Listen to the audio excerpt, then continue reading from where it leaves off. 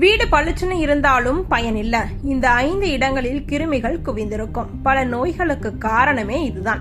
நாம் வாழும் வீடு சுத்தமாக இருக்கிறது என்று பெரும்பாலானவர்கள் நினைப்போம். தினமும் தரையை துடைப்போம், பாத்திரங்களை கழுவுவோம், மேஜை அலமாரிகளை சுத்தம் செய்வோம். இவ்வளவு செய்தாலே வீடு முழுவதும் பாதுகாப்பாக இருக்கிறது என்று நம்பி விடுகிறோம்.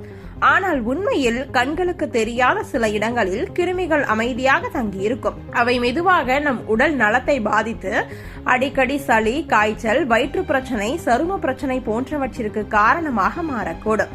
அதனால் வீடு சுத்தம் என்பது வெளிப்படையாக மட்டுமல்ல, மறைந்திருக்கும் ஆபத்துகளையும் கவனித்தே செய்யப்பட வேண்டும். முதலாவது முக்கியமான இடம் சமையலறை, ஸ்பாஞ்ச் மற்றும் துடைப்பான். பாத்திரங்களை தினமும் கழுவுகிறோம் என்பதால் ஸ்பாஞ்ச் சுத்தமாக இருக்கிறது என்று நினைக்கிறோம். ஆனால் உண்மையில் ஈரப்பதம் நிறைந்த அந்த ஸ்பாஞ்சில் பாக்டீரியாக்கள் மிக வேகமாக பெருகும். அதில் உணவு மீதிகள் ஒட்டி கிடந்தால் கிருமிகளுக்கு அது ஒரு சிறந்த வீடாக மாறிவிடும். அதனால் வாரத்திற்கு ஒரு முறை ஸ்பாஞ்சை மாற்றுவது மிக நல்லது. மாற்ற முடியாத சூழலில் வெந்நீரில் நன்றாக கழுவி சோப்பு அல்லது உப்பு சேர்த்து காய வைத்து பயன்படுத்த வேண்டும். அடுத்ததாக சமையலறை சிங்க் மற்றும் அதன் வடிகால் பகுதி. வெளியில் பார்த்தால் ஜிங்க் மின்னும் அளவிற்கு சுத்தமாக இருக்கும். ஆனால் உள்ளே வடிகால் பகுதியில் உணவு துணுக்குகள், எண்ணெய் படலம், ஈரப்பதம் ஆகியவை சேர்ந்து கிருமிகள் வளர ஏற்ற சூழலை உருவாக்கும். இதனால் துர்நாற்றம் மட்டுமல்ல, சுகாதார பிரச்சனைகளும் வரலாம்.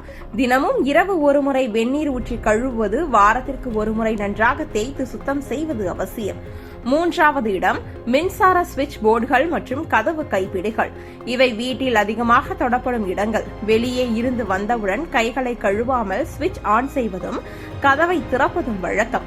இதனால் கைகளில் இருக்கும் கிருமிகள் இங்கே ஒட்டிக்கொண்டு அடுத்தவர்களுக்கு எளிதாக பரவிவிடும். ஆனால் பெரும்பாலும் இந்த இடங்களை நாம் சுத்தம் செய்யவே மறந்து விடுகிறோம். வாரத்திற்கு குறைந்தது 2 முறை கிருமி நாசினி அல்லது சுத்தமான துணியால் துடைத்தால் நோய் பரவலை குறைக்கலாம்.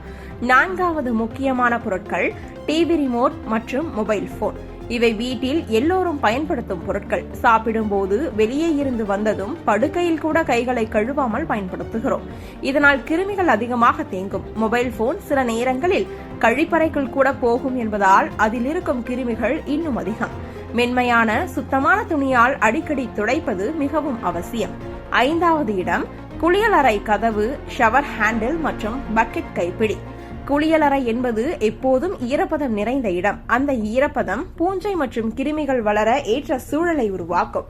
கதவு கைப்பிடி, ஷவர் ஹேண்டில், பக்கெட் கைப்பிடி போன்றவற்றை பலர் பயன்படுத்துவதால் கிருமிகள் எளிதில் பரவும். வாரத்திற்கு ஒரு முறை முழுமையாக தேய்த்து சுத்தம் செய்வது மிகவும் முக்கியம். முடிவாக, வீடு சுத்தம் என்பது வெறும் கண்களுக்கு மட்டும் அழகாக இருக்க வேண்டிய விஷயம் அல்ல. இது நம் குடும்பத்தின் உடல் நலத்தையும் பாதுகாக்கும் ஒரு முக்கியமான பொறுப்பு. சிறிய கவனக்குறைவுகள் தான் பெரிய நோய்களுக்கு வழிவகுக்கும். இன்றே இந்த மறைந்திருக்கும் 5 இடங்களையும் கவனித்து சுத்தம் செய்தால் குடும்பத்தையே பல உடல்நல பிரச்சனைகளில் இருந்து பாதுகாக்க முடியும். நினைவில் வையுங்கள், சுத்தம் என்பது பழக்கம் அல்ல, அது பாதுகாப்பு.